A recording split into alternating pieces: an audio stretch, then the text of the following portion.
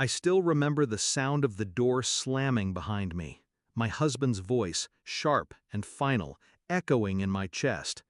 Get out! Don't come back until you've learned some respect. Respect. That word cut deeper than the cold air outside. Respect for what? For lies? For his son's poisonous whispers? For the boy he swore was just misunderstood, but who was the root of every crack in our marriage? That night, standing on the curb with my suitcase, I made a vow. I would not cry. Not for him, not for the home I built, not for the betrayal of a man too blind to see the truth. I met him 10 years ago, when trust still meant something to me. He was solid, dependable, a widower raising a son alone. I admired the strength it must have taken. I poured myself into their lives, trying to stitch something whole out of their grief. For years, I convinced myself we were happy. But happiness has a way of hiding rot, and that rot had a name: Ethan, his son. At first, Ethan tolerated me. Cold politeness, short answers. I thought time would thaw him. Instead, time sharpened him. He knew exactly when to plant doubts, when to smirk at my husband in ways that made me look guilty. A missing receipt, a fabricated text, a look held just a second too long with a stranger at the grocery store. And my husband, whom I trusted with every part of me, listened to him, believed him. The night he threw me out, Ethan was standing at the top of the stairs, a shadow with a grin. He watched as his father exiled me, and I swear I saw victory in his eyes. That was the night I stopped being their victim. In the weeks that followed, I disappeared. Not into despair, but into planning. I moved in silence, like smoke curling under a door. My husband thought I'd come crawling back, broken, apologetic. Ethan thought he'd won. Neither knew the woman they had pushed out. I hired a lawyer. I traced accounts, assets, every thread of financial fabric we'd woven together.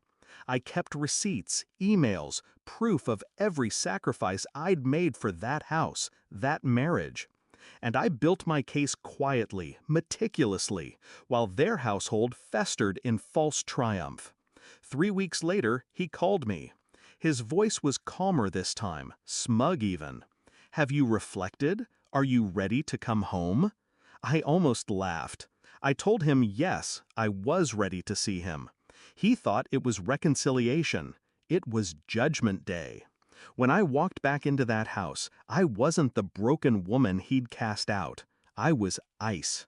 Controlled, calculated. Ethan lounged on the sofa, that same smirk painted on his face, certain I was about to beg. Instead, I pulled out the envelope. Thick, heavy, legal. I placed it on the table between us. "Divorce papers," I said simply. The silence that followed was delicious. My husband's jaw slackened. Ethan sat up straighter, the color draining from his face. For the first time, he lost control. This is a mistake," my husband stammered. "No," I said, my voice steady. "The mistake was believing lies over love. The mistake was letting your son destroy what we had. And now the mistake is yours to live with." Ethan exploded first. "What the hell is this? You can't just—" I cut him off with a look so cold it froze him mid-sentence. For years, I'd given him patience, kindness, silence. That night, I gave him the truth. "You wanted me gone, Ethan. Congratulations. I'm gone. But I'm taking half of everything with me. The house, the accounts, the security you thought you had locked under your father's name, it's mine now too." His mask cracked. He swore, shouted, cursed, but I barely heard him. I watched my husband, the man who once called me his anchor. He looked smaller now, powerless. And for the first time, he saw the cost of his blindness. I left them with the paper still trembling in his hands. I didn't look back. I didn't need to.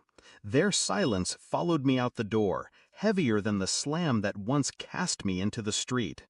Now I sit here reflecting, not on my failures, but on my strength. He asked me if I'd reflected, and I have. I reflected on how trust can be weaponized, how lies can masquerade as truth, and how silence, when wielded carefully, can be the sharpest blade. I didn't scream, I didn't fight, I simply vanished, prepared and returned with precision. Not my husband, not his son, not their chaos. My life, my peace, my victory. And as for Ethan, he'll have to live with the knowledge that his little game didn't just drive me out, it destroyed the only stability he had left. Poetic justice, delivered quietly. Because in the end, I didn't need revenge to be loud. I only needed it to be final.